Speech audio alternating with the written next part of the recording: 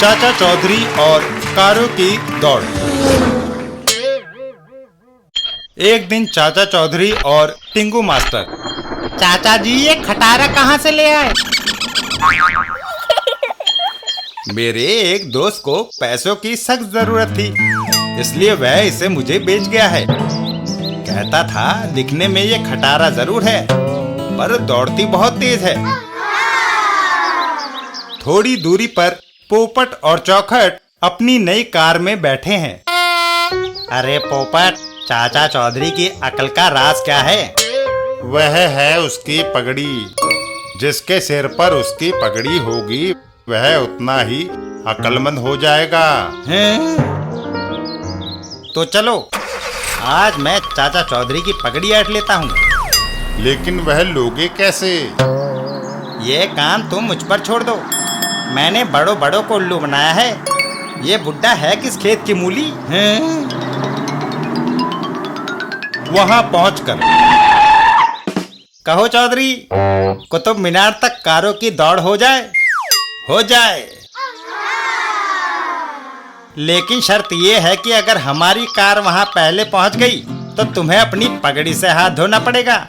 मंजूर है, लेकिन अगर हम वहां पहले पहुंच गए तो हम तुम्हारी पैंट कमीज ले लेंगे। ठीक है, दौड़ शुरू की जाए। 1, 2 और 3। अरे चौखट, चौधरी की कार आगे निकल गई। कहीं सचमुच लेने के देने ना पड़ जाएं।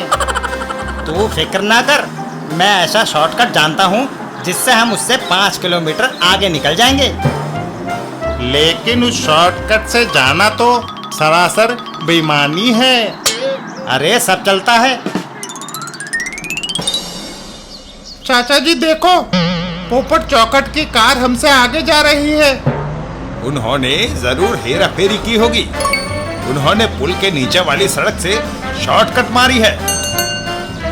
तभी उधर से साबू घूमता हुआ आता दिखाई दिया। अरे चाचा जी, आप कहाँ? पोपट चौखट से कार दौड़ की शर्त लगी हुई है। कमबख्त बेईमानी करके आगे निकल गए। मेरी पगड़ी मेरी इज्जत है, कहीं ऐसा ना हो वो चली जाए। अगर वो हेरा फेरी कर सकते हैं तो हम भी कम नहीं। आओ मेरे साथ। साबू कार को हाथ में उठा लेता है और साबू दौड़ लगा देता है। मुझसे तेज जाने वाली कार अभी बनी नहीं। मिनटों में आपको कुतुब मीनार पहुंचाता हूँ।